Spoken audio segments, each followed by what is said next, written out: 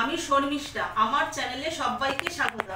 আজকে আমি একটা মজাদার পাস্তা রেসিপি শেয়ার করছি। খুব অল্প সময়ের মধ্যে আপনারা তাড়াতাড়ি করে নিতে পারবেন, আর বাচ্চারা এটা খুব মজা করে আনন্দ করে খাবে। চলুন দেখে নি কিভাবে বানাই। আমি গ্যাসটা ধরিয়ে দিলাম, কড়াইটা আমি বসিয়ে দিচ্ছি। কড়াইয়ের মধ্যে আমি অল্প একটু সাদা তেল দিয়ে দেবো। তেলটা গরম হয়ে গেছে, এখানে আমি রসুন কুচি দিয়ে দেবো 2 চামচ।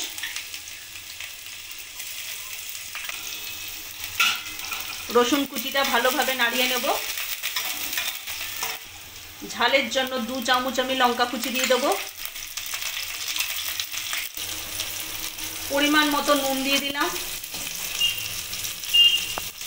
এখানে একটা মিডিয়াম সাইজের পেঁয়াজ কেটে নিয়েছিলাম কুচি করে, সেটা আমি কড়াইতে দিয়ে দেবো। পেঁয়াজটা ও রসুন আর কাঁচা লঙ্কার সাথে ভালোভাবে নাড়িয়ে নেব। পেঁয়াজটাকে লাল করে ভেজে নেব। পেঁয়াজটা লাল করে ভাজা হয়ে গেছে, এখানে আমি ক্যাপসিকাম আর গাজরটাকে লম্বা লম্বা করে কেটে রেখে দিয়েছি, সেটা আমি কড়াইতে দিয়ে দেবো। গাজর আর ক্যাপসিকামটা আমি ভালো করে পেঁয়াজের সাথে ভেজে নেব লাল করে। ক্যাপসিকাম আর গাজরটা ভালো করে ভাজা হয়ে গেছে পেঁয়াজের সাথে। এখানে আমি ঝালের জন্য একটু গোলমরিচ গুঁড়ো দিয়ে দেবো। আমি কাঁচা লঙ্কা কুচি দিয়েছি, তবুও আমি একটু গোলমরিচ গুঁড়ো দিয়ে দিলাম ঝালের জন্য। ঝালটা আপনারা আপনাদের পছন্দ মতো দেবেন। 1/2 চামচের থেকেও কম একটু আমি জিরে গুঁড়ো দিয়ে দিলাম। গাজর আর ক্যাপসিকাম আর পেঁয়াজের সাথে ভালো করে এটা নাড়িয়ে চাড়িয়ে আমি একটু ভেজে নেব। এখানে 2 চামচ সোয়া সস নিয়েছি, সেটা আমি কড়াইতে দিয়ে দেবো। আর 2 চামচ টমেটো সস নিয়েছি, সেটা আমি কড়াইতে দিয়ে দেবো। সোয়া সস আর টমেটো সসটা আমি গাজর আর ক্যাপসিকামের সাথে ভালো করে নাড়িয়ে চাড়িয়ে নেব। আমি পরিমাণ মতো জল দিয়ে দেবো।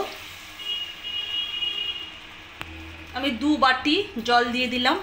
এই ছোট সাইজের বাটির আমি 2 বাটি জল দিয়ে দিলাম।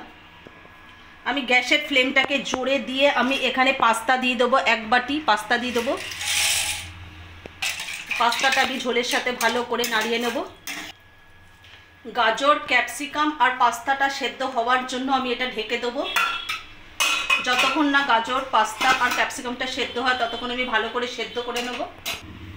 এবার ঢাকাটা খুলে দেখে নেব গাজর আর ক্যাপসিকাম আর পাস্তাটা সেদ্ধ হয়েছে কিনা।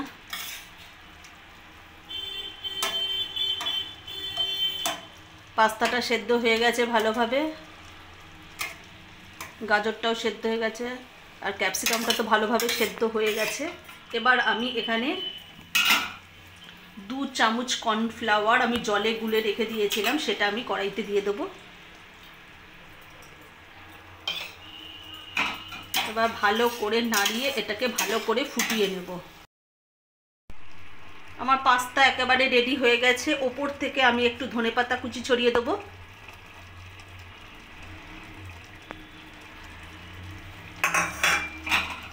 এবার ধনেপাতাটা আমি ভালো করে পাস্তার সাথে মিক্সড করে নেব।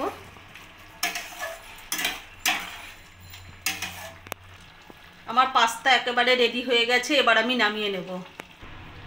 আমাদের মজাদার পাস্তা একেবারে রেডি হয়ে গেছে। এইভাবে যদি আপনারা বাচ্চাদের করে দেন, তারা ওরা খুব আনন্দের সঙ্গে খাবে।